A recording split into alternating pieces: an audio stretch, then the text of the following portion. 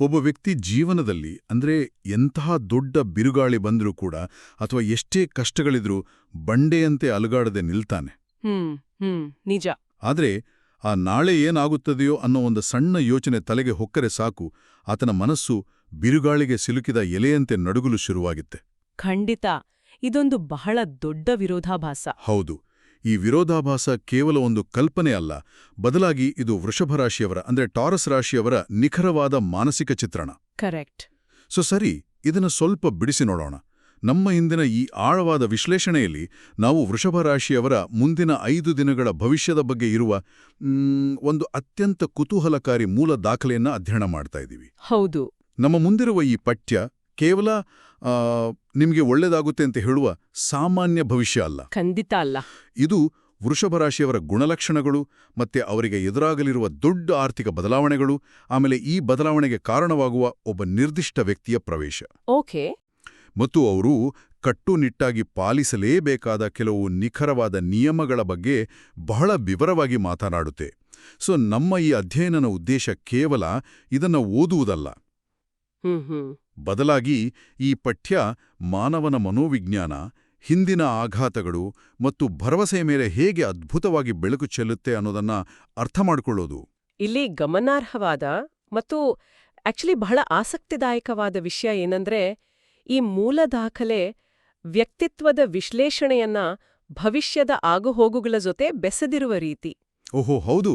ಅಂದ್ರೆ ನೋಡಿ, ಒಂದು ನಿರ್ದಿಷ್ಟ ಗುಂಪಿನ ಜನರ ಆತಂಕವನ್ನ ಶಮನ ಮಾಡೋದಕ್ಕೆ, ಅವರಿಗೆ ಒಂದು ಭದ್ರತೆಯ ಭಾವನೆ ನೀಡೋದಕ್ಕೆ ಮತ್ತು ಅವರ ದೈನಂದಿನ ಬದುಕಿಗೆ ಒಂದು ಶಿಸ್ತನ್ನ ತಂದುಕೊಡಲು ಜ್ಯೋತಿಷ್ಯ ಹೇಗೆ ಒಂದು ಸಾಧನವಾಗಿ ಅಥವಾ ಒಂದು ಮನೋವೈಜ್ಞಾನಿಕ ನಕ್ಷೆಯಾಗಿ ಕೆಲಸ ಮಾಡುತ್ತೆ ಅನ್ನೋದನ್ನ ನಾವು ಈ ಪಠ್ಯದಲ್ಲಿ ಸ್ಪಷ್ಟವಾಗಿ ನೋಡಬಹುದು. ಕರೆಕ್ಟ್. ಒಬ್ಬ ವ್ಯಕ್ತಿಯ ಹಿಂದಿನ ಕಷ್ಟಗಳು, ಆ ಕಷ್ಟಗಳಿಂದ ಮೂಡಿದ ಅವರ ಇಂದಿನ ಸ್ವಭಾವ ಮತ್ತು ಆ ಸ್ವಭಾವ ಮುಂದಿನ ದಿನಗಳಲ್ಲಿ ಅವರಿಗೆ ಹೇಗೆ ಲಾಭದಾಯಕವಾಗುತ್ತೆ ಅಂತ ಇದು ಅತ್ಯಂತ ತಾರ್ಕಿಕವಾಗಿ ವಿವರಿಸುವ ಪ್ರಯತ್ನ ಮಾಡಿದೆ. ಆ ಸ್ವಭಾವದ ಬಗ್ಗೆಯೇ ನಾವು ಮೊದಲು ಮಾತಾಡೋಣ ಅಲ್ವಾ? ಖಂಡಿತ. ಯಾಕೆಂದ್ರೆ ಮೂಲ ಪಠ್ಯ ಆರಂಭದಲ್ಲೇ ವೃಷಭ ರಾಶಿಯವರ ಬಗ್ಗೆ ಬಹಳ ಸುಂದರವಾದ ಆದರೆ ಅಷ್ಟೇ ಸಂಕೀರ್ಣವಾದ ಮಾನಸಿಕ ಚಿತ್ರಣವನ್ನು ನೀಡುತ್ತೆ. ಹೌದು. ಅವರು ಹುಟ್ಟಿನಿಂದಲೇ ಬಹಳ ಆಕರ್ಷಕರು, ಮೃದು ಸ್ವಭಾವದವರು, ಪ್ರಾಮಾಣಿಕರು ಮತ್ತು ಸಹಾನುಭೂತಿಯುಳ್ಳವರು ಅಂತ ಉಲ್ಲೇಖಿಸಲಾಗಿದೆ. ಸುಳ್ಳು ಹೇಳುವುದು ಅವರ ಸ್ವಭಾವನೇ ಅಲ್ಲ, ಸ್ಪಷ್ಟವಾಗಿ ಮಾತನಾಡುವುದು ಅವರ ವಿಶೇಷತೆ.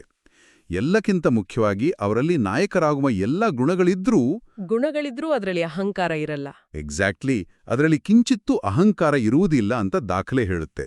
ಆದರೆ ಈ ಎಲ್ಲಾ ಧನಾತ್ಮಕ ಗುಣಗಳ ಹಿಂದೆಯೂ ಒಂದು ಕರಾಳ ಇತಿಹಾಸವನ್ನು ಕೂಡ ಇದು ತೆರೆದಿಡುತ್ತೆ. ನಿಜ.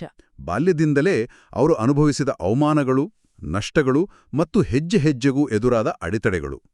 ಇಷ್ಟೆಲ್ಲಾ ಕಷ್ಟಗಳ ಮಧ್ಯೆಯೂ ಅವರು ಭರವಸೆ ಕಳೆದುಕೊಂಡಿಲ್ಲ ಅನ್ನೋದು ಇಲ್ಲಿ ಎದ್ದು ಕಾಣುತ್ತಲ್ವಾ? ವಾಸ್ತವದಲ್ಲಿ ಆ ಹಿಂದಿನ ಆಘಾತಗಳೇ ಆಕ್ಚುಲಿ ಅವರ ಇಂದಿನ ವ್ಯಕ್ತಿತ್ವದ ಅಡಿಪಾಯ. ಓ, ಹೌದಾ? ಹೌದು. ಅಂದ್ರೆ ನಿರಂತರವಾಗಿ ಕಷ್ಟಗಳನ್ನ, ಅವಮಾನಗಳನ್ನ ಎದುರಿಸಿದಾಗ ಮನುಷ್ಯನ ಮೆದುಳು ಸಹಜವಾಗಿಯೇ ಒಂದು ರಕ್ಷಣಾತ್ಮಕ ಗೋಡೆಯನ್ನ ನಿರ್ಮಿಸ್ಕೊಳ್ತತ್ತೆ. ಅಂದ್ರೆ ಒಂದು ಡಿಫೆನ್ಸಿವ್ ಮೆಕ್ಯಾನಿಸಮ್ ಅಂತಾರಲ್ಲ, ಹಾಗೆ. ಎಕ್ಸಾಕ್ಟ್ಲಿ, ಒಂದು ಡಿಫೆನ್ಸಿವ್ ಮೆಕ್ಯಾನಿಸಮ್. ಅವರು ಪ್ರತಿ ಹೆಜ್ಜೆಯನ್ನ ಅಳೆದು ತೂಗಿ ಇಡಲು ಇದೇ ಮುಖ್ಯ ಕಾರಣ. ಮೂಲ ಪಠ್ಯ ಬಹಳ ಸ್ಪಷ್ಟವಾಗಿ ಹೇಳುತ್ತೆ, ಅಂದ್ರೆ ಅವರು ಅನುಭವಿಸಿದ ಪರೀಕ್ಷೆಗಳು ಈಗ ಪಾಠದಂತೆ ಭಾವಿಸ್ತವೆ ಅಂತ. ಆ ಅನುಭವಗಳು ಅವರ ಧೈರ್ಯವನ್ನ ಬೆಳೆಸಿವೆ ಮತ್ತು ತಾಳ್ಮೆಯನ್ನ ಕಲಿಸಿವೆ.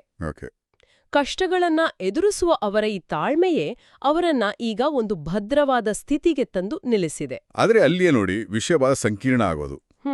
ಅವರು ಒಂದೇ ಹೆಜ್ಜೆ ಇಡುವ ಮುನ್ನ 10 ಅಡಿ ಮುಂದೆ ಯೋಚಿಸುವಷ್ಟು ಬುದ್ಧಿವಂತರು ಅಂತ ಈ ಪಠ್ಯ ವಿವರಿಸುತ್ತೆ. ಆದ್ರೆ ಈ ಅತಿಯಾದ ಆಲೋಚನಾ ಶಕ್ತಿಯೇ ಓವರ್ ಥಿಂಕಿಂಗ್. ಹೌದು, ಈ ಓವರ್ ಥಿಂಕಿಂಗ್ ಅವರಿಗೆ ಮುಳುವಾಗಿ ಉದ್ವೇಗಕ್ಕೆ ಅಂದ್ರೆ ಆತಂಕಕ್ಕೆ ತಿರುಗುತ್ತೆ. ನಾಳೆ ಏನಾಗುತ್ತೆ ಅನ್ನೋ ಆತಂಕ ಅವ್ರನ್ನ ಸದಾ ಕಾಡ್ತಾ ಇರುತ್ತೆ. ಹೌದು. ನಾನಿದನ್ನ ಹೀಗೆ ನೋಡ್ತೀನಿ ಅಂದ್ರೆ, ವೃಷಭ ರಾಶಿಯವರನ್ನ ಬಹಳಷ್ಟು ಬಿರುಗಾಳಿಗಳನ್ನ ಎದುರಿಸಿ ಗಟ್ಟಿಯಾಗಿ ಬೇರೂರಿ ನಿಂತಿರುವಂದ ಬಲಿಷ್ಠ ಮರಕ್ಕೆ ಹೋಲಿಸ್ಬೋದಲ್ವಾ? ಒಳ್ಳೆ ಉಪಮೆ. ಆ ಮರ ಎಷ್ಟೇ ಬಿರುಗಾಳಿ ಬಂದ್ರೂ ಉರುಳಿಲ್ಲ. ಆದರೆ ವಿಪರ್ಯಾಸ ಏನಂದ್ರೆ, ಅದೇ ಮರ ನಾಳೆ ಬರಬಹುದಾದ ಸಣ್ಣ ಮಳೆಯ ಬಗ್ಗೆ ಈಗಲೇ ಯೋಚಿಸಿ ನಡುಗುತ್ತಾ ಇರುತ್ತೆ. ನಿಜ. ಎಷ್ಟೊಂದು ತಾಳ್ಮೆ, ಎಷ್ಟೊಂದು ಶಕ್ತಿ ಇದ್ರೂ ಕಾಡದ ಭವಿಷ್ಯದ ಬಗ್ಗೆ ಈ ಮಟ್ಟದ ಆತಂಕ ಯಾಕಿರುತ್ತೆ ಅವಳಿಗೆ? ಆ ಮರದ ಉಪಮೆಯನ್ನ ಸ್ವಲ್ಪ ಇನ್ನಷ್ಟು ಆಳವಾಗಿ ನೋಡೋಣ. ಓಕೆ. ಆ ಮರ ಕೇವಲ ಮಳೆಯ ಬಗ್ಗೆ ಯೋಚಿಸಿ ನಡುಗುತ್ತಿಲ್ಲ. ಅದು ಈ ಹಿಂದೆ ಭೀಕರವಾದ ಬರಗಾಲವನ್ನೆದುರಿಸಿದೆ, ತನ್ನ ಎಲೆಗಳನ್ನ ಕಳೆದುಕೊಂಡಿದೆ. ಓಹೋ, ಕರೆಕ್ಟ್. ಹಾಗಾಗಿ ಅದು ಈಗ ಕೇವಲ ಮಳೆಯ ಬಗ್ಗೆ ಯೋಚಿಸ್ತಿಲ್ಲ, ಬದಲಾಗಿ ಮುಂದಿನ 10 ವರ್ಷಗಳ ಕಾಲ ಬದುಕಿಳಿಯಲು ಪ್ರತಿ ಹನಿ ನೀರನ್ನೂ ಹೇಗೆ ಉಳಿಸಿಕೊಳ್ಳಬೇಕು, ಬೇರುಗಳನ್ನು ಎಷ್ಟು ಆಳಕ್ಕಿಳಿಸಬೇಕು ಅಂತ ಲೆಕ್ಕಾಚಾರ ಹಾಕ್ತಾ ಇದೆ. ಮನುಷ್ಯನ ಮನಸ್ಸು ಕೂಡ ಹಾಗೆ ಅಲ್ವಾ? ಹೌದು, ಸದಾ ಭದ್ರತೆಯನ್ನ ಹುಡುಕುತ್ತೆ. ಅತಿಯಾಗಿ ಯೋಚಿಸುವವರು ವಾಸ್ತವದಲ್ಲಿ ಭವಿಷ್ಯವನ್ನ ತಮ್ಮ ನಿಯಂತ್ರಣಕ್ಕೆ ತೆಗೆದುಕೊಳ್ಳಲು ಹೆಣಗಾಡುತ್ತಿರ್ತಾರೆ. ರೈಟ್. ಅವರು ಹಿಂದೆ ಅನುಭವಿಸಿದ ಅಡೆತಡೆಗಳು ಅವರ ಮನಸ್ಸಿನಲ್ಲಿ ಒಂದು ರೀತಿಯ ಜಾಗರೂಕತೆಯ ಅಲಾರಾಮ್ ಅನ್ನು ಸದಾ ಆನ್ ಮಾಡಿಟ್ಟಿರ್ತವೆ. ಆದ್ದರಿಂದಲೇ ಅವರು ಪ್ರತಿಯೊಂದು ಸಣ್ಣ ವಿಷಯದ ಬಗ್ಗೆಯೂ ವಿಶ್ಲೇಷಣೆ ಮಾಡ್ತಾರೆ. ಹಾಗಾದ್ರೆ ಈ ನಿರಂತರ ಆತಂಕಕ್ಕೆ, ಈ ಓಡುತ್ತಿರುವ ಮನಸ್ಸಿಗೆ ಒಂದು ಬ್ರೇಕ್ ಬೇಕಲ್ವಾ? ಖಂಡಿತ ಬೇಕು. ಬಹುಶಃ ಆ ಬ್ರೇಕ್ ಅಥವಾ ಆ ಆಂಕರ್ ಆಗಿಯೇ ಈ ಪಠ್ಯದಲ್ಲಿ ಮುಂದಿನ 5 ದಿನಗಳಲ್ಲಿ ಬರಲಿರುವ 4 ದೊಡ್ಡ ಒಳ್ಳೆಯ ಸುದ್ದಿಗಳ ಭರವಸೆ ಬಂದಿದೆಯಾ ಅಂತ? ಹೌದು, ಇರಬಹುದು. ಅಂದ್ರೆ ಅವರ ನಿರಂತರ ಉದ್ವೇಗಕ್ಕೆ ಒಂದು ದಿಢೀರ್ ಭದ್ರತೆಯ ಭರವಸೆ ನೀಡಿದಾಗ ಆ ಆತಂಕ ತಾನಾಗಿಯೇ ಶಮನವಾಗಬಹುದು ಎನ್ಸುತ್ತೆ. ನಿಜ. ಆ ಪರಿಹಾರದ ಬಗ್ಗೆ, ಅಂದ್ರೆ ಆ ಮುಂಬರುವ ಆರ್ಥಿಕ ತಿರುವಿನ ಬಗ್ಗೆ ಮೂಲ ಪಠ್ಯ ಏನ್ ಹೇಳುತ್ತೆ ಅಂತ ನೋಡೋಣ. ಶುಕ್ರ ಅಂದ್ರೆ ವೀನಸ್ ವೃಷಭ ರಾಶಿಯ ಅಧಿಪತಿ ಆಗಿರೋದ್ರಿಂದ ಮುಂದಿನ 5 ದಿನಗಳಲ್ಲಿ ಶುಕ್ರದಶೆ ಆರಂಭವಾಗುತ್ತೆ ಅಂತ ಈ ದಾಖಲೆ ವಿವರಿಸುತ್ತೆ. ಹೌದು, ಈ ಶುಕ್ರದಶೆಯ ಪ್ರಭಾವ ಕೇವಲ ಒಂದು ಸಣ್ಣ ಬದಲಾವಣೆಯಲ್ಲ, ಬದಲಾಗಿ ಜೀವನವನ್ನ ಹೊಸ ದಿಕ್ಕಿನಲ್ಲಿ ಕೊಂಡೊಯ್ಯುವ ಶಕ್ತಿ ಹೊಂದಿರುವ ಸಮಯ ಅಂತ ಬಣ್ಣಿಸಲಾಗಿದೆ. ಓ, ಅಷ್ಟು ಪ್ರಬಲವಾಗಿದೆಯಾ? ಖಂಡಿತ. ಇಲ್ಲಿ ಆರ್ಥಿಕ ಸ್ಥಿರತೆಯ ಜೊತೆಗೆ ಮನಸ್ಸಿನ ಮೇಲಿನ ಹೊರೆ ಕಡಿಮೆಯಾಗುವ ಬಗ್ಗೆ ಹೆಚ್ಚು ಒತ್ತು ನೀಡಲಾಗಿದೆ. ಹೌದು, ಪಠ್ಯ ಈ ಬದಲಾವಣೆಗಳನ್ನು ಬಹಳ ನಿರ್ದಿಷ್ಟವಾಗಿ ಪಟ್ಟಿ ಮಾಡುತ್ತೆ ಅಲ್ವಾ? ಇಲ್ಲಿಯವರೆಗೆ ನೆನಗುದಿಗೆ ಬಿದ್ದಿದ್ದ ಅಥವಾ ಸ್ಥಗಿತಗೊಂಡಿದ್ದ ಕೆಲಸಗಳು ಇದ್ದಕ್ಕಿದ್ದಂತೆ ಪೂರ್ಣಗೊಳ್ಳುತ್ತವೆ. ಸುಳಿಯಂತೆ ಸುತ್ತುಕೊಂಡಿದ್ದ ಸಾಲದ ಬಾಧೆ ಕಡಿಮೆಯಾಗಿ ಆದಾಯದ ಮೂಲಗಳು ಹೆಚ್ಚುತ್ತವೆ ಅಂತ ಹೇಳಲಾಗಿದೆ. ಉದ್ಯೋಗಿಗಳಿಗೆ ಬಹುನಿರೀಕ್ಷಿತ ಬಡ್ತಿ ಸಿಗುತ್ತೆ, ವಿದ್ಯಾರ್ಥಿಗಳಿಗೆ ಮನ್ನಣೆ ಸಿಗುತ್ತೆ, ಓಕೆ, ಮತ್ತು ವ್ಯಾಪಾರಿಗಳಿಗೆ ಹಠಾತ್ ಲಾಭದ ಸರಮಾಲೆಯೇ ಸಿಗಲಿದೆ ಅಂತ ಬಲವಾಗಿ ಪ್ರತಿಪಾದಿಸಲಾಗಿದೆ. ಹೌದು, ಅಂದ್ರೆ ಕೇವಲ ಹಣ ಬರುವುದು ಅಲ್ಲ, ಆ ಹಣದಿಂದ ಬರುವ ಭದ್ರತೆಯ ಭಾವನೆ, ಕರೆಕ್ಟ್, ಮತ್ತು ದೀರ್ಘಕಾಲದ ಒತ್ತಡದಿಂದ ಸಿಗುವ ಮುಕ್ತಿ ಇಲ್ಲಿ ತುಂಬಾ ಮುಖ್ಯವಾಗುತ್ತೆ. ಆದ್ರೆ ಇಲ್ಲಿಯೇ ನೋಡಿ ವಿಷಯ ನಿಜವಾಗ್ಲೂ ಕುತೂಹಲಕಾರಿಯಾಗೋದು. ಏನು? ಈ ಎಲ್ಲಾ ಆರ್ಥಿಕ ಬದಲಾವಣೆಗಳು, ಈ ಲಾಭಗಳು ತಾನಾಗಿ ಗಾಳಿಯಲು ಆಗೋದಿಲ್ಲ. ಬದಲಾಗಿ ಈ ಅದೃಷ್ಟಕ್ಕೆ ಓರ್ವ ಮಹಿಳೆ ಕಾರಣಲಾಗುತ್ತಾಳೆ ಅಂತ ಪಠ್ಯ ಬಹಳ ಸ್ಪಷ್ಟವಾಗಿ ಹೇಳುತ್ತೆ. ಓಹೋ, ಆಕೆ ಕುಟುಂಬದವಳು ಇರ್ಬೋದು, ಸ್ನೇಹಿತೆ ಆಗಿರ್ಬೋದು, ಅಥವಾ ಕೆಲಸದ ಸ್ಥಳದಲ್ಲಿ ಪರಿಚಯವಿರುವ ಸಹ ಉದ್ಯೋಗಿ ಕೂಡ ಆಗಿರ್ಬೋದು. ರೈಟ್. ಆಕೆಯ ಒಂದು ಮಾತು, ಆಕೆಯ ಸಲಹೆ ಮತ್ತು ಆಕೆಯ ಪ್ರೋತ್ಸಾಹ ಈ ಅದೃಷ್ಟದ ಕೀ ಆಗಲಿದೆ ಅಂತ ಹೇಳಲಾಗಿದೆ. ಹೌದು, ಇದು ಜ್ಯೋತಿಷ್ಯದ ಪಠ್ಯಗಳಲ್ಲಿ ಕಂಡುಬರುವ ಒಂದು ಅತ್ಯಂತ ಆಸಕ್ತಿದಾಯಕ ಅಂಶ. ಆ ಮಹಿಳೆಯ ಪ್ರಭಾವವನ್ನ ಅದು ಬಹಳ ಪ್ರಬಲವಾಗಿ ಬಿಂಬಿಸುತ್ತೆ. ಒಂದು ನಿಮಿಷ, ನಾನಿದನ್ನ ಸ್ವಲ್ಪ ಪ್ರಶ್ನಿಸಲು ಅಂದ್ರೆ ಪುಷ್ ಬ್ಯಾಕ್ ಮಾಡೋದಕ್ಕೆ ಬಯಸ್ತೀನಿ. ಖಂಡಿತ, ಹೇಳಿ. ಸಾಮಾನ್ಯವಾಗಿ ನಾವು ಜ್ಯೋತಿಷ್ಯದ ಭವಿಷ್ಯವಾಣಿಗಳನ್ನ ಓದುವಾಗ ವಿಷಯಗಳನ್ನ ಬಹಳ ರೂಪಕವಾಗಿ ಅಂದ್ರೆ ಮೆಟಫೋರಿಕಲ್ ಆಗಿ ಹೇಳಲಾಗುತ್ತೆ ಅಲ್ವಾ? ನಿಮಗೆ ಶುಕ್ರದಶೆ ಬರುತ್ತೆ, ಲಕ್ಷ್ಮಿ ಒಲಿಯುತ್ತಾಳೆ ಎಂಬಂತಹ ಮಾತುಗಳನ್ನ ನಾವು ಕೇಳಿರ್ತೇವೆ. ಆದರೆ ಇಲ್ಲಿ ಮೂಲ ಪಠ್ಯ ಈ ಮಹಿಳೆಯನ್ನ ಬಹಳ ಅಕ್ಷರಶಃ ಅಂದ್ರೆ ಲಿಟ್ರಲ್ ಆಗಿ ಉಲ್ಲೇಖಿಸಿದೆ. ನಿಜ. ಇದೊಂದು ರೂಪಕವಲ್ಲ, ಬದಲಾಗಿ ನಿಜವಾದ ವ್ಯಕ್ತಿಯ ಓರ್ವ ರಕ್ತ ಮಾಂಸದ ಮಹಿಳೆಯ ಪ್ರವೇಶ ಅಂತ ಸ್ಪಷ್ಟವಾಗಿ ಹೇಳ್ತಾ ಇದೆ. ಇಷ್ಟು ನಿಖರವಾದ ಭವಿಷ್ಯ ನುಡಿಯುವುದು ಅಂದ್ರೆ ಒಬ್ಬ ನಿರ್ದಿಷ್ಟ ವ್ಯಕ್ತಿಯೇ ಬಂದು ಈ ಲಾಕನ್ನ ಓಪನ್ ಮಾಡ್ತಾಳೆ ಅಂತ ಹೇಳೋದು ಸ್ವಲ್ಪ ಅತಿಶಯೋಕ್ತಿ ಅನಿಸುವುದಿಲ್ವೇ? ಮೇಲ್ನೋಟಕ್ಕೆ ಹಾಗೆ ಅನ್ಸುತ್ತೆ. ನನಗಿದು ಹೇಗೆ ಕಾಣ್ತಾ ಇದೆ ಅಂದ್ರೆ, ಆ ಬಹಳ ದಿನಗಳಿಂದ ತುಕ್ಕು ಹಿಡಿದು ನಿಂತಿದ್ದ ಯಂತ್ರ ಒಂದು ಇದೆ. ಅದು ಎಷ್ಟೇ ಶಕ್ತಿಶಾಲಿಯಾಗಿದ್ರೂ ತಿರುಗ್ತಿಲ್ಲ. ಓಕೆ. ಇದ್ದಕ್ಕಿದ್ದಂತೆ ಕರಾರುವಾಕಾಗಿ ಹೊಂದುವ ಸರಿಯಾದ ಕೀ ಅಥವಾ ಆಯಿಲ್ ಅನ್ನ ಯಾರೋ ಹೊರಗಿನಿಂದ ತಂದು ಹಾಕಿದಂತೆ ಈ ಮಹಿಳೆಯ ಪ್ರವೇಶವನ್ನ ವಿವರಿಸಲಾಗಿದೆ. ಹೌದು, ಮೇಲ್ನೋಟಕ್ಕೆ ಇದು ಅತಿಶಯೋಕ್ತಿ ಎನಿಸಬಹುದು ಅಥವಾ ಅಸಾಧ್ಯವಾದ ನಿಖರತೆ ಎನಿಸಬಹುದು. ಅದೇ ಪಠ್ಯ ಆ ಮಹಿಳೆಯನ್ನ ಸಾಕ್ಷಾತ್ ಲಕ್ಷ್ಮೀದೇವಿಯ ಸಾಕಾರ ಅಂತಾನೆ ಬಣ್ಣಿಸಿದೆ. ಇದರ ಹಿಂದಿನ ಮನೋವಿಜ್ಞಾನವನ್ನ ಸ್ವಲ್ಪ ಬಿಡಿಸಿ ನೋಡಿದ್ರೆ ಇದು ಬಹಳ ತಾರ್ಕಿಕವಾಗಿದೆ ಅಂತ ಅನ್ಸುತ್ತೆ. ನಾವಾಗ್ಲೇ ಮಾತನಾಡಿದ ಆ ಓವರ್ ಥಿಂಕಿಂಗ್ ಅಥವಾ ಅತಿಯಾದ ಆಲೋಚನೆಯ ಸುಳಿಗೆ ಸಿಕ್ಕಿದಾಗ ಏನಾಗುತ್ತೆ ಗೊತ್ತಾ? ಏನಾಗುತ್ತೆ? ವ್ಯಕ್ತಿಗೆ ತನ್ನ ಸಾಮರ್ಥ್ಯದ ಮೇಲೆ ತನಗೆ ಅನುಮಾನ ಶುರುವಾಗತ್ತೆ. ತಾನು ತೆಗೆದುಕೊಳ್ಳುವ ನಿರ್ಧಾರ ಸರಿಯಾಗಿದೆಯೋ ಇಲ್ವೋ ಅನ್ನೋ ಗೊಂದಲದಲ್ಲಿ ಆತ ಹೆಜ್ಜೆ ಇಡಲು ಹಿಂಜರಿಯುತ್ತಾನೆ. ಓಹೋ, ಕರೆಕ್ಟ್. ಅಂದ್ರೆ ಸಾಮರ್ಥ್ಯ ಇದ್ರೂ ಆತ್ಮವಿಶ್ವಾಸದ ಕೊರತೆ ಇರುತ್ತೆ. ಆ ಸಮಯದಲ್ಲಿ ಹೊರಗಿನಿಂದ ಬರುವ ಒಬ್ಬ ವ್ಯಕ್ತಿಯ ಸಣ್ಣ ಪ್ರೋತ್ಸಾಹ, ಅಂದ್ರೆ ಇದನ್ನ ನೀನು ಮಾಡಬಲ್ಲೆ, ಇದು ನಿನ್ನಿಂದ ಸಾಧ್ಯ ಅನ್ನೋ ಒಂದು ಸಕಾರಾತ್ಮಕ ಭರವಸೆಯ ಮಾತು ಆತನ ಮೆದುಳಿನಲ್ಲಿರುವ ಆತಂಕದ ಲೂಪನ್ನ ಮುರಿಯುತ್ತೆ. ಅಂದ್ರೆ ಇಂಜಿನ್ ಪವರ್ಫುಲ್ ಆಗಿದೆ, ಎಲ್ಲಾ ಸಿದ್ಧತೆಯೂ ಇದೆ, ಆದ್ರೆ ಅದನ್ನ ಸ್ಟಾರ್ಟ್ ಮಾಡೋದಕ್ಕೆ ಆ ಹಿಂಜರಿಕೆಯನ್ನ ಮುರಿಯಲು ಹೊರಗಿನಿಂದ ಒಂದು ಸಣ್ಣ ಸ್ಪಾರ್ಕ್ ಬೇಕು ಅಂತ ಹೇಳ್ತಾ ಇದ್ದೀರಾ? ನಿಖರವಾಗಿ ಆ ಸ್ಪಾರ್ಕನ್ನ ಈ ಮಹಿಳೆ ನೀಡುತ್ತಾಳೆ. ನೀವು ಹೇಳಿದ ಆ ತುಕ್ಕು ಹಿಡಿದ ಯಂತ್ರದ ಉಪಮೆಯನ್ನೇ ತೆಗೆದುಕೊಂಡ್ರೆ ಆಕೆಯ ಸಲಹೆಯು ಆ ಯಂತ್ರದ ಚಕ್ರಗಳಿಗೆ ಆಯಿಲ್ ಹಾಕಿದಂತೆ ಕೆಲಸ ಮಾಡುತ್ತೆ. ಆಕೆಯ ಪ್ರವೇಶವನ್ನ ಅಷ್ಟು ನಿಖರವಾಗಿ ಹೇಳಿರೋದು ಕೇವಲ ಭವಿಷ್ಯವಾಣಿಯಲ್ಲ. ವಾಸ್ತವದಲ್ಲಿ ಆ ವ್ಯಕ್ತಿ ತನ್ನ ಸುತ್ತಮುತ್ತಲಿನ ಜನರ ಮಾತುಗಳಿಗೆ, ವಿಶೇಷವಾಗಿ ಮಹಿಳೆಯರ ಸಲಹೆಗಳಿಗೆ ಹೆಚ್ಚಿನ ಕಿವಿಗೊಡುವಂತೆ ಅವರನ್ನು ಗೌರವಿಸುವಂತೆ ಮಾಡುವ ಒಂದು ಅತ್ಯದ್ಭುತವಾದ ಮಾನಸಿಕ ತಂತ್ರ. ತನ್ನ ಸುತ್ತಲಿನವರ ಮೇಲೆ ವಿಶ್ವಾಸ ಇಡೋದನ್ನ ಇದು ಕಲಿಸುತ್ತೆ. ಆ ತಂತ್ರ ನಿಜಕ್ಕೂ ಆಸಕ್ತಿದಾಯಕ. ಈ ಮಹಿಳೆಯಿಂದ ಅಥವಾ ಈ ಶುಕ್ರದೇಶಿಯಿಂದ ಬರುವ ಆರ್ಥಿಕ ಲಾಭ ಕೇವಲ ವೃಷಭರಾಶಿಯ ವ್ಯಕ್ತಿಗೆ ಮಾತ್ರ ಸೀಮಿತ ಆಗಿಲ್ಲ ಅಲ್ವಾ? ಖಂಡಿತ ಇಲ್ಲ. ಆ ಸಂಪತ್ತು, ಪ್ರೀತಿ ಮತ್ತು ಏಕತೆ ಇಡೀ ಕುಟುಂಬವನ್ನ ಆವರಿಸುತ್ತೆ, ಮನೆಯಲ್ಲಿ ಸುಭಿಕ್ಷೆ ನೆಲೆಸುತ್ತೆ ಅಂತ ಪಠ್ಯ ಪದೇ ಪದೇ ಒತ್ತಿ ಹೇಳುತ್ತೆ. ಹೌದು. ಇದರ ಹಿಂದಿನ ರಹಸ್ಯ ಏನು ಅಂತ ಹುಡುಕುತ್ತಾ ಹೋದಾಗ ಮೂಲ ದಾಖಲೆ ನಮ್ಮನ್ನ ನೇರವಾಗಿ ಜ್ಯೋತಿಷ್ಯದ ಅಡಿಪಾಯಕ್ಕೆ, ಅಂದ್ರೆ ನಕ್ಷತ್ರಗಳ ಲೆಕ್ಕಾಚಾರಕ್ಕೆ ಕರೆದೊಯ್ಯುತ್ತೆ. ಹೌದು, ನಕ್ಷತ್ರ ಪಾದಗಳ ವಿಶ್ಲೇಷಣೆ. ವೃಷಭ ರಾಶಿಯು ಒಟ್ಟು 9 ನಕ್ಷತ್ರ ಪಾದಗಳನ್ನ ಹೊಂದಿದೆ ಅಂತ ಮೂಲ ಪಠ್ಯ ವಿವರಿಸುತ್ತೆ. ಓಕೆ. ಕೃತಿಕಾ ನಕ್ಷತ್ರದ 2ನೇ ಮತ್ತು 3ನೇ ಪಾದಗಳು, ರೋಹಿಣಿಯ 1 ಮತ್ತು 2ನೇ ಪಾದಗಳು, ಹಾಗೂ ಮೃಗಶಿರದ 1 ಮತ್ತು 2ನೇ ಪಾದಗಳು. ಸರಿ. ಆದರೆ ಕೇವಲ ಈ 9 ಪಾದಗಳ ಹೆಸರುಗಳನ್ನ ಹೇಳೋದ್ರಿಂದ ನಮಗೇನ್ ತಿಳಿಯುತ್ತೆ? ಈ ಆರ್ಥಿಕ ಲಾಭ ಕುಟುಂಬಕ್ಕೆಲ್ಲ ಹರಡುವುದಕ್ಕೂ ಈ ನಕ್ಷತ್ರ ಪಾದಗಳಿಗೂ ಏನು ಸಂಬಂಧ? ಈ ನಕ್ಷತ್ರಗಳ ಗುಣಲಕ್ಷಣಗಳನ್ನ ಅರ್ಥ ಮಾಡಿಕೊಂಡಾಗ ಆ ಸಂಬಂಧ ನಮಗೆ ಸ್ಪಷ್ಟವಾಗುತ್ತೆ. ಫೈರ್ ಎಲಿಮೆಂಟ್ ಅನ್ನ ಪ್ರತಿನಿಧಿಸುತ್ತೆ. ಇದು ವ್ಯಕ್ತಿಗೆ ಶಕ್ತಿ ಮತ್ತು ನಿರ್ಣಯ ತೆಗೆದುಕೊಳ್ಳುವ ಕ್ಷಮತೆಯನ್ನ ನೀಡುತ್ತೆ. ಓಕೆ. ಅದೇ ರೀತಿ ರೋಹಿಣಿಯು ಭೂಮಿಯ ತತ್ವವನ್ನ ಅಂದ್ರೆ ಅರ್ತ್ ಎಲಿಮೆಂಟ್ ಅನ್ನ ಪ್ರತಿನಿಧಿಸುತ್ತೆ. ಇದು ಮನುಷ್ಯನಿಗೆ ಅಸಾಧಾರಣವಾದ ತಾಳ್ಮೆ ಮತ್ತು ಸ್ಥಿರತೆಯನ್ನ ಒದಗಿಸುತ್ತೆ. ಅಗ್ನಿಯ ತೀವ್ರತೆ ಮತ್ತು ಭೂಮಿಯ ತಾಳ್ಮೆ ಇವೆರಡೂ ಸೇರಿದಾಗ ಅಲ್ಲಿ ಒಂದು ನೈಸರ್ಗಿಕವಾದ ಅಲುಗಾಡಿಸಲಾಗದ ಸ್ಥಿರತೆ ನಿರ್ಮಾಣವಾಗುತ್ತೆ. ಬಿಟ್ಟುಕೊಡದ ಛಲ ಬರೋದು ಈ ಸಂಯೋಜನೆಯಿಂದಲೇ. ಓಹೋ, ಅಂದ್ರೆ ನಾನಿದನ್ನ ಒಂದು ಭದ್ರವಾದ ಕೋಟೆಗೆ ಹೋಲಿಸಬಹುದೇ? ಖಂಡಿತ. ಈ 9 ನಕ್ಷತ್ರ ಪಾದಗಳು ಆ ಕೋಟೆಯ 9 ಬಲಿಷ್ಠ ಕಂಬಗಳಿದ್ದಂತೆ, ಲೈಕ್ ಪಿಲ್ಲರ್ಸ್.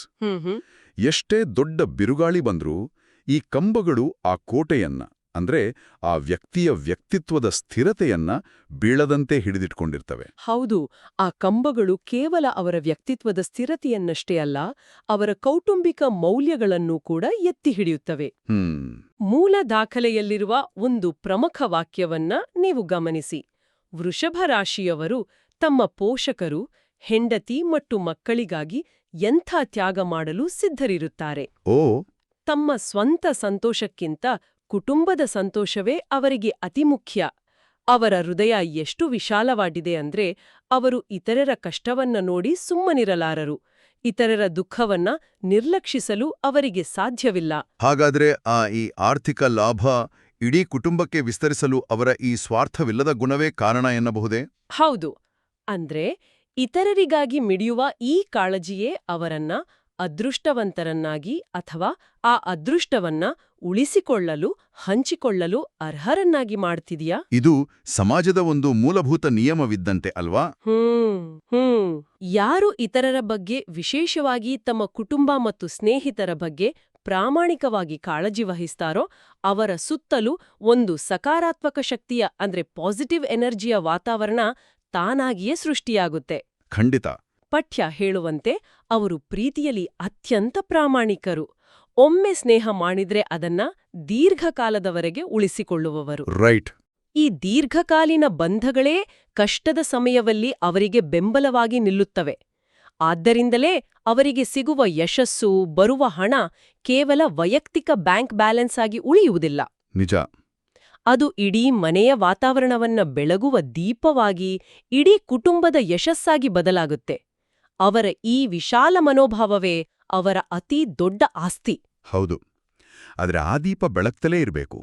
ಬಂದಿರುವ ಈ ದೊಡ್ಡ ಆರ್ಥಿಕ ಅದೃಷ್ಟ ಇದ್ದಕ್ಕಿದ್ದಂತೆ ಆವಿಯಾಗಿ ಹೋಗ್ಬಾರ್ದು ಅನ್ನೋ ಕಾರಣಕ್ಕಾಗಿಯೇ ಇರಬೇಕು ಈ ಮೂಲಪಠ್ಯ ಕೆಲವು ಕಟ್ಟುನಿಟ್ಟಿನ ನಿಯಮಗಳನ್ನ, ಆಚರಣೆಗಳನ್ನ ಮತ್ತು ಕೆಲವು ಎಚ್ಚರಿಕೆಗಳನ್ನ, ಅಂದ್ರೆ ರೆಡ್ ಫ್ಲಾಗ್ಸ್ ಅನ್ನ ವಿಧಿಸುತ್ತೆ. ಕರೆಕ್ಟ್. ಆ ನಿಯಮಗಳು ಎಷ್ಟೊಂದು ನಿಖರವಾಗಿದೆ ಅಂದ್ರೆ ನನಗಿದು ಒಂದು ಹೊಸ ಅತ್ಯಂತ ಬೆಲೆಬಾಳುವ ಸ್ಪೋರ್ಟ್ಸ್ ಕಾರ್ ಕೊಂಡಾಗ ಸಿಗುವ ಮ್ಯಾನ್ಯುಯಲ್ ತರ ಕಾಣ್ತಾ ಇದೆ. ನೋಡಿ, ನಿಮಗೀಗ ಅದೃಷ್ಟ ಒಲಿದಿದೆ. ನಿಮ್ಮ ಕಾರ್ ಬಹಳ ವೇಗವಾಗಿ ಟಾಪ್ ಗೇರ್ನಲ್ಲಿ ಹೋಗುತ್ತೆ. ಆದರೆ ಈ ನಿರ್ದಿಷ್ಟ ನಿಯಮಗಳನ್ನು ಮೀರಿದ್ರೆ ಕಾರಿನ ಇಂಜಿನ್ ಸೀಸ್ ಆಗುತ್ತೆ ಎಂಬಂತಹ ಕಟ್ಟುನಿಟ್ಟಿನ ನಿಬಂಧನೆಗಳು ಇಲ್ಲಿವೆ. ಹೌದು. ಆ ನಿಯಮಗಳು ಏನೆಂದು ಪಠ್ಯ ವಿವರಿಸುತ್ತೆ ಅಲ್ವಾ? ಉದಾಹರಣೆಗೆ, ಮುಂದಿನ 5 ದಿನಗಳಲ್ಲಿ ಪಾಲಿಸಬೇಕಾದ ನಿರ್ದಿಷ್ಟ ಕ್ರಮಗಳ ಬಗ್ಗೆ ಅದು ಹೇಳುತ್ತೆ. ಹೌದು. ಆ ನಿಯಮಗಳು ಬಹಳ ಸ್ಪಷ್ಟವಾಗಿವೆ. ಶುಕ್ರವಾರ ಮನೆಯನ್ನ ಅತ್ಯಂತ ಶುಚಿಯಾಗಿಟ್ಟುಕೊಂಡು ಲಕ್ಷ್ಮೀ ಪೂಜೆ ಮಾಡುವುದು, ತುಳಸಿ ಗಿಡದ ಬಳಿ ದೀಪ ಹಚ್ಚಿ 8 ಪ್ರದಕ್ಷಿಣೆ ಹಾಕುವುದು. ಓಕೆ. ಮತ್ತು ಎಲ್ಲಕ್ಕಿಂತ ಮುಖ್ಯವಾಗಿ ಹಸಿದವರಿಗೆ ಅನ್ನದಾನ ಮಾಡುವುದು. ಇದರ ಜೊತೆಗೆ ಎಚ್ಚರಿಕೆಗಳ ಪಟ್ಟಿಯೂ ಇದೆ. ಶುಕ್ರವಾರ ಯಾರಿಗೂ ಹಣವನ್ನ ಸಾಲವಾಗಿ ನೀಡಬಾರದು.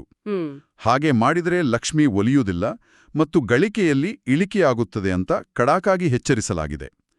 ಹಾಗೆಯೇ ಯಾವುದೇ ಹೊಸ ಕೆಲಸವನ್ನ ಪ್ರಾರಂಭಿಸಲು ಕೇವಲ ಬುಧವಾರ ಅಥವಾ ಶುಕ್ರವಾರವನ್ನ ಮಾತ್ರ ಆರಿಸಿಕೊಳ್ಳಬೇಕು.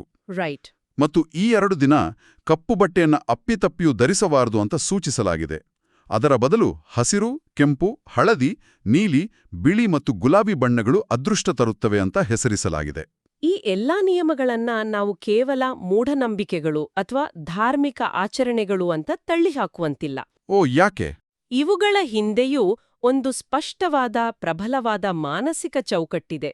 ಸಡನ್ ಆಗಿ ಕೈಗೆ ಹಣ ಬಂದಾಗ ಅಥವಾ ಅದೃಷ್ಟ ಒಲಿದಾಗ ಮನುಷ್ಯನಿಗೆ ಅಹಂಕಾರ ಬರುವುದು ಅಥವಾ ಹಣವನ್ನ ದುಂದುವೆಚ್ಚ ಮಾಡುವ ಪ್ರವೃತ್ತಿ ಬೆಳುವುದು ಸಹಜ. ಹೌದು, ಅದು ಮನುಷ್ಯನ ಸಹಜ ಗುಣ. ಆ ಅಹಂಕಾರವನ್ನ ಕರಗಿಸಿ ಮನುಷ್ಯನಿಗೆ ಒಂದು ಶಿಸ್ಕನ್ನ ಅಂದ್ರೆ ಡಿಸಿಪ್ಲಿನ್ ಅನ್ನ ಮತ್ತು ಜವಾಬ್ದಾರಿಯನ್ನ ತಂದುಕೊಡುವ ಸಾಧನೆಗಳೇ ಈ ಆಚರಣೆಗಳು. ಓಹೋ. ಶುಕ್ರವಾರ ಸಾಲ ಕೊಡಬಾರ್ದು ಅನ್ನೋ ನಿಯಮ ಭಾವನಾತ್ಮಕವಾಗಿ ಯೋಚಿಸಿ ಹಣ ಕಳೆದುಕೊಳ್ಳದಂತೆ ತಡೆಯುವ ಒಂದು ಆರ್ಥಿಕ ಶಿಸ್ತನ್ನ ಕಲಿಸುತ್ತೆ. ಕಪ್ಪು ಬಟ್ಟೆ ಬೇಡ, ಬದಲಾಗಿ ಶುಭ ಬಣ್ಣಗಳನ್ನ ಧರಿಸು ಎಂಬುದು ಬೆಳಗ್ಗೆ ಎದ್ದ ತಕ್ಷಣವೇ ಮನಸ್ಸಿನಲ್ಲಿ ಒಂದು ಸಕಾರಾತ್ಮಕ ಭಾವನೆಯನ್ನ ಅಂದ್ರೆ ಪಾಸಿಟಿವ್ ಸೈಕಾಲಜಿಯನ್ನ ಮೂಡಿಸುವ ತಂತ್ರ. ರೈಟ್. ಇನ್ನು ಅನ್ನದಾನ ಮಾಡುವುದು ಅದು ಕೇವಲ ಪುಣ್ಯದ ಕೆಲಸವಲ್ಲ, ಅದು ಮನುಷ್ಯನ ಅಹಂಕಾರವನ್ನ ಇಳಿಸಿ ತನ್ನ ಸುತ್ತಲಿನ ಸಮಾಜದ ಬಗ್ಗೆ ಕೃತಜ್ಞತೆಯನ್ನ ಮೂಡಿಸುವ ಒಂದು ಪ್ರಬಲವಾದ ಕ್ರಿಯೆ. ಈ ಶಿಸ್ತು ಮತ್ತು ಜಾಗರೂಕತೆಯೇ ಬಂದಿರುವ ಅದೃಷ್ಟವನ್ನ ಉಳಿಸಿಕೊಳ್ಳಲು ಸಹಾಯ ಮಾಡುತ್ತೆ. ಆದ್ರೆ ನನ್ನನ್ನು ಅತಿ ಹೆಚ್ಚು ಆಶ್ಚರ್ಯಗೊಳಿಸಿದ ಮತ್ತು ನಿಜ ಹೇಳಬೇಕಂದ್ರೆ ಸ್ವಲ್ಪ ಗೊಂದಲಕ್ಕೀಡು ಮಾಡಿದ ಒಂದು ನಿರ್ದಿಷ್ಟ ಎಚ್ಚರಿಕೆ ಈ ಪಠ್ಯದಲ್ಲಿದೆ. ಯಾವುದದು? ಅದು ಏನೆಂದರೆ, ಇಂಗ್ಲಿಷ್ನ ಪಿ ಅಥವಾ ಎಂ ಅಕ್ಷರದಿಂದ ಶುರುವಾಗುವ ಹೆಸರಿನವರೊಂದಿಗೆ ಜಾಗರೂಕರಾಗಿರಬೇಕು. ಓಕೆ. ಮತ್ತು ಅಂತಹ ವ್ಯಕ್ತಿಗಳೊಂದಿಗೆ ಅನಗತ್ಯ ಜಗಳಗಳಿಂದ ದೂರವಿರಬೇಕು ಅನ್ನೋ ಎಚ್ಚರಿಕೆ. ಯಾಕೆ ಕೇವಲ ಪಿ ಮತ್ತು ಎಂ ಅಕ್ಷರಗಳು? ನನಗಿದು ಅರ್ಥವಾಗುತ್ತಿಲ್ಲ. ಇದೇನು ನಿರ್ದಿಷ್ಟ ಧ್ವನಿಗೆ ಅಂದ್ರೆ ಫೊನೆಟಿಕ್ಗೆ ಸಂಬಂಧಿಸಿದೆ ಅಥವಾ ಗ್ರಹಗಳ ಪ್ರಭಾವಕ್ಕೆ ಸಂಬಂಧಿಸಿದ ಅಕ್ಷರಗಳಾಗಿರಬಹುದೇ? ಜ್ಯೋತಿಷ್ಯದಲ್ಲಿ ಅಕ್ಷರಗಳಿಗೆ ಇಷ್ಟೊಂದು ಪ್ರಾಮುಖ್ಯತೆ ಇದೆಯಾ? ಪ್ರಾಚೀನ ಜ್ಯೋತಿಷ್ಯದಲ್ಲಿ ಆಕ್ಚುಲಿ ನಾಮನಕ್ಷತ್ರ ಅನ್ನೋ ಬಹಳ ಮುಖ್ಯವಾದ ಪರಿಕಲ್ಪನೆ ಇದೆ. ಪ್ರತಿಯೊಂದು ಅಕ್ಷರದ ಧ್ವನಿಯೂ ಆ ಧ್ವನಿಯ ಕಂಪನಗಳು ನಿರ್ದಿಷ್ಟ ಗ್ರಹಗಳಿಗೆ ಮತ್ತು ನಕ್ಷತ್ರಗಳಿಗೆ ಸಂಬಂಧಿಸಿರ್ತವೆ ಅನ್ನೋ ನಂಬಿಕೆ ಇದೆ. ಓಹೋ. ಉದಾಹರಣೆಗೆ, ಪಿ ಮತ್ತು ಎಂ ಅಕ್ಷರಗಳು ಕನ್ಯಾ ಮತ್ತು ಸಿಂಹ ರಾಶಿಯ ನಕ್ಷತ್ರ ಪಾದಗಳಿಗೆ ಅಥವಾ ನಿರ್ದಿಷ್ಟ ಶತ್ರುಗ್ರಹಗಳ ಪ್ರಭಾವಕ್ಕೆ ಒಳಪಡುವ ಸಾಧ್ಯತೆ ಇರುತ್ತೆ. ರೈಟ್. ಆ ಧ್ವನಿಯ ತರಂಗಗಳು ವೃಷಭ ರಾಶಿಯವರ ಶಾಂತ ಸ್ವಭಾವವನ್ನ ಪ್ರಚೋದಿಸುವ ಅಥವಾ ಅವರನ್ನ ಅನಗತ್ಯ ಜಗಳಕ್ಕೆ ಎಳೆಯುವ ಶಕ್ತಿ ಹೊಂದಿರ್ಬೋದು ಅನ್ನೋದು ಜ್ಯೋತಿಷ್ಯದ ಲೆಕ್ಕಾಚಾರ. ಆದ್ರೆ ಇದನ್ನ ಇನ್ನೊಂದು ಹೆಚ್ಚು ಮನೋವೈಜ್ಞಾನಿಕ ದೃಷ್ಟಿಕೋನದಿಂದಲೂ ನೋಡಬಹುದು. ಮನೋವೈಜ್ಞಾನಿಕ ದೃಷ್ಟಿಕೋನದಿಂದ ಅದೇಗೆ? ಇದೊಂದು ರೀತಿಯಲ್ಲಿ ಮನುಷ್ಯನ ಮನಸ್ಸಿಗೆ ಒಂದು ಅಲರ್ಟ್ ಸಿಸ್ಟಮ್ ಅನ್ನ ಅಳವಡಿಸಿದಂತೆ. ಯಾರ್ದೋ ಹೆಸರಿನ ಮೊದಲ ಅಕ್ಷರ ಪಿ ಅಥವಾ ಎಂ ಇದ್ದ ಕೂಡಲೇ ಇವರ ಮೆದುಳು ತಾನಾಗಿಯೇ ಎಚ್ಚೆತ್ತುಕೊಳ್ಳುತ್ತೆ. ಅಚ್ಚಾ. ಓ, ನಾನು ಇವರೊಂದಿಗೆ ಜಗಳವಾಡಬಾರ್ದು, ತಾಳ್ಮೆಯಿಂದ ಇರಬೇಕು, ನನ್ನ ನಿಯಂತ್ರಣ ಕಳೆದುಕೊಳ್ಳಬಾರ್ದು ಅನ್ನೋ ಎಚ್ಚರಿಕೆ ಅವರಲ್ಲಿ ಮೂಡುತ್ತೆ. ಈ ಎಚ್ಚರಿಕೆಯು ಅವರನ್ನ ಅನಗತ್ಯ ವಿವಾದಗಳಿಂದ, ಶಕ್ತಿಗುಂದುವ ಜಗಳಗಳಿಂದ ಪಾರು ಮಾಡಿ ತಮ್ಮ ಗುರಿಯತ್ತ ಅಂದ್ರೆ ತಮ್ಮ ಕೆಲಸದತ್ತ ಮಾತ್ರ ಗಮನ ಹರಿಸುವಂತೆ ಮಾಡುವ ಒಂದು ಸೈಕಲಾಜಿಕಲ್ ಆಂಕರ್ ಆಗಿ ಕೆಲಸ ಮಾಡುತ್ತೆ. ಕೋಪವನ್ನ ನಿಯಂತ್ರಿಸಲು ಇದೊಂದು ಅದ್ಭುತವಾದ ತಂತ್ರ. ಅಂದ್ರೆ ಅದೃಷ್ಟ ಅನ್ನೋದು ಕೇವಲ ಆಕಾಶದಿಂದ ಸುರಿಯೋ ಮಳೆಯಲ್ಲ, ಆ ಮಳೆಯ ನೀರನ್ನ ಹಿಡಿದಿಟ್ಟುಕೊಳ್ಳಲು, ಅದನ್ನು ಸದುಪಯೋಗ ಪಡಿಸಿಕೊಳ್ಳಲು ನಮ್ಮ ಬಳಿ ಶಿಸ್ತಿನ ತಾಳ್ಮೆಯ ಪಾತ್ರೆ ಇರಬೇಕು ಅಂತ ಹೇಳ್ತಾ ಇದ್ರಿ. ಖಂಡಿತ. ಇದು ನಿಜಕ್ಕೂ ಒಂದು ಅದ್ಭುತವಾದ ಪ್ರಯಾಣ. ನಮ್ಮ ಇಂದಿನ ಈ ಅಧ್ಯಾಯದಲ್ಲಿ ವೃಷಭರಾಶಿಯವರ ಆಳವಾದ ಮಾನಸಿಕ ತುಮುಲಗಳು, ಆ ಓವರ್ ಥಿಂಕಿಂಗ್ನ ವಿರೋಧಾಭಾಸ, ಅವರು ಬಾಲ್ಯದಿಂದಲೂ ಎದುರಿಸಿದ ಕಷ್ಟಗಳು, ಮುಂಬರುವ ಆರ್ಥಿಕ ಯಶಸ್ಸು, ಕುಟುಂಬದ ಮೇಲಿನವರ ನಿಸ್ವಾರ್ಥ ಪ್ರೀತಿ, ಆ ಬದಲಾವಣೆಗೆ ಕಾರಣವಾಗುವ ಓರ್ವ ಮಹಿಳೆಯ ನಿಖರವಾದ ಪ್ರಭಾವ, ಹೌದು, ಹಾಗೂ ಆ ಅದೃಷ್ಟವನ್ನು ಉಳಿಸಿಕೊಳ್ಳಲು ಪಾಲಿಸಬೇಕಾದ ಶಿಸ್ತಿನ ಮ್ಯಾನ್ಯುವಲ್ ಎಲ್ಲವನ್ನೂ ನಾವು ಅತ್ಯಂತ ಆಳವಾಗಿ ಬಿಡಿಸಿ ನೋಡಿದ್ದೇವೆ. ಹೌದು. ನಮ್ಮ ಕೇಳುಗರಿಗೆ ಒಂದು ವಿಚಾರ ಇಲ್ಲಿ ಸ್ಪಷ್ಟವಾಗಿರಬೇಕು. ಜ್ಯೋತಿಷ್ಯದ ಗ್ರಹಗತಿಗಳಲ್ಲಿ ಯಾರಿಗಾದರೂ ನಂಬಿಕೆ ಇರ್ಲಿ ಇಲ್ಲದಿರ್ಲಿ, ಮನುಷ್ಯನ ಮನಸ್ಸು ಕಷ್ಟದ ಸಮಯದಲ್ಲಿ, ಆತಂಕದ ಸಮಯದಲ್ಲಿ ಒಂದು ಆಸರೆಯನ್ನ ಹುಡುಕುವುದು ಸಹಜ. ಖಂಡಿತ, ಅದು ಸಹಜ. ಒಂದು ನಿರ್ದಿಷ್ಟ ಗುಂಪಿನ ಜನರಿಗೆ ಭರವಸೆ, ಕೌಟುಂಬಿಕ ಬದ್ಧತೆ ಮತ್ತು ದೈನಂದಿನ ಜೀವನದಲ್ಲಿ ಅಳವಡಿಸಿಕೊಳ್ಳಬೇಕಾದ ಶಿಸ್ತನ್ನ ತುಂಬಲು ಇಂಥ ಪಠ್ಯಗಳು ಹೇಗೆ ಒಂದು ವ್ಯವಸ್ಥಿತವಾದ ನಕ್ಷೆಯಾಗಿ ಅಂದ್ರೆ ರೋಡ್ ಮ್ಯಾಪ್ ಆಗಿ ಕೆಲಸ ಮಾಡ್ತವೆ ಅನ್ನೋದನ್ನ ಅರಿತುಕೊಳ್ಳುವುದು ಜ್ಞಾನದ ದೃಷ್ಟಿಯಿಂದ ಬಹಳ ಮುಖ್ಯ. ಇವು ಕೇವಲ ಭವಿಷ್ಯ ನುಡಿಯುವ ವಾಕ್ಯಗಳಲ್ಲ, ಇವು ಬದುಕುವ ಕಲೆಯನ್ನು ಕಲಿಸುವ ಸಾಧನಗಳು. ಹೌದು. ನಾವು ಆರಂಭದಲ್ಲಿ ಮಾತನಾಡಿದ ಆ ಕಷ್ಟಗಳನ್ನ ಎದುರಿಸಿದ, ಆದರೆ ನಾಳೆಯ ಬಗ್ಗೆ ಚಿಂತಿಸುವ ಬಲಿಷ್ಠ ಮರದ ಉಪಮೆ ಮತ್ತೆ ನೆನಪಾಗ್ತಾ ಇದೆ. ಮರ ಎಷ್ಟೇ ಗಟ್ಟಿಯಿದ್ರೂ, ಅದರ ಬೇರುಗಳು ಎಷ್ಟೇ ಆಳಕ್ಕಿಳಿದಿದ್ರೂ ಅದಕ್ಕೆ ಆಗಾಗ ಭರೋಸೆಯ ಪೋಷಣೆಯ ಅಗತ್ಯವಿದೆ ಅಲ್ವಾ? ಈ ಮೂಲ ದಾಖಲೆಯು ನೀಡುವ ಭರೋಸೆಯ ಮಾತುಗಳು ಆ ಪೋಷಣೆಯನ್ನು ನೀಡ್ತವೆ. ಆ ಆತಂಕ ಮತ್ತು ಆ ಭರವಸೆಯ ಬಗ್ಗೆಯೇ ನಾನು ಕೊನೆಯದಾಗಿ ಒಂದು ಆಳವಾದ ವಿಚಾರವನ್ನ ನಮ್ಮ ಕೇಳುಗರ ಮುಂದಿಡ್ಲು ಬಯಸ್ತೀನಿ. ಖಂಡಿತ ಹೇಳಿ. ಈ ಮೂಲ ದಾಖಲೆಯು ತುಳಸಿ ಗಿಡದ ಬಳಿ ದೀಪ ಹಚ್ಚಿ 8 ಪ್ರದಕ್ಷಿಣೆ ಹಾಕೋದನ್ನ ಒಂದು ಅತಿ ಮುಖ್ಯ ಆಚರಣೆಯಾಗಿ ಹೇಳುತ್ತೆ. ನಾವು ಆರಂಭದಿಂದಲೂ ವೃಷಭರಾಶಿಯವರ ಆ ಅತಿಯಾಗಿ ಯೋಚಿಸುವ ಅಂದ್ರೆ ಓವರ್ ಥಿಂಕಿಂಗ್ ಮತ್ತು ಆತಂಕ ಪಡುವ ಸ್ವಭಾವದ ಬಗ್ಗೆ ಸುದೀರ್ಘವಾಗಿ ಚರ್ಚೆ ಮಾಡಿದ್ವಿ. ಹಾಗಾದ್ರೆ ಈ 8 ಪ್ರದಕ್ಷಿಣೆಯ ಆಚರಣೆಯನ್ನ ಒಮ್ಮೆ ಸೂಕ್ಷ್ಮವಾಗಿ ಗಮನಿಸಿ. ಹೌದು, ತುಳಸಿ ಪೂಜೆ ಅನ್ನೋದು ಸಾಮಾನ್ಯವೇ, ಆದ್ರೆ ಅದರಲ್ಲಿ ವಿಶೇಷ ಏನಿದೆ? ಇದೊಂದು ಕೇವಲ ಧಾರ್ಮಿಕ ನಂಬಿಕೆ ಅಷ್ಟೇ ಅಲ್ಲದಿರಬಹುದು.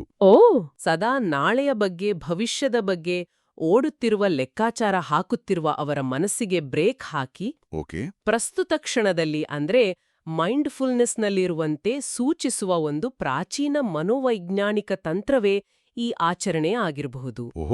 ಯೋಚಿಸಿ ನೋಡಿ, ಉರಿಯುವ ದೀಪದ ಬೆಳಕಿನ ಮೇಲೆ ತಮ್ಮ ಸಂಪೂರ್ಣ ಗಮನವನ್ನ ಕೇಂದ್ರೀಕರಿಸಿ ಹೆಜ್ಜೆಗಳನ್ನ ಎಣಿಸುತ್ತಾ ಒಂದೊಂದೇ ಪ್ರದಕ್ಷಿಣೆ ಹಾಕುವುದು, ಇದು ಅವರ ಭವಿಷ್ಯದ ಉದ್ವೇಗವನ್ನ, ಆ ಆತಂಕದ ಬಿರುಗಾಳಿಯನ್ನ ಕಡಿಮೆ ಮಾಡಿ ಅವರನ್ನ ವಾಸ್ತವದಲ್ಲಿ ಅಂದ್ರೆ ಈ ಕ್ಷಣದಲ್ಲಿ ನೆಲೆಗೊಳಿಸುವ ಧ್ಯಾನದ ಒಂದು ಸುಂದರ ಮತ್ತು ಶಕ್ತಿಶಾಲಿ ರೂಪ ಆಗಿರಬಹುದೇ ಅಂತ.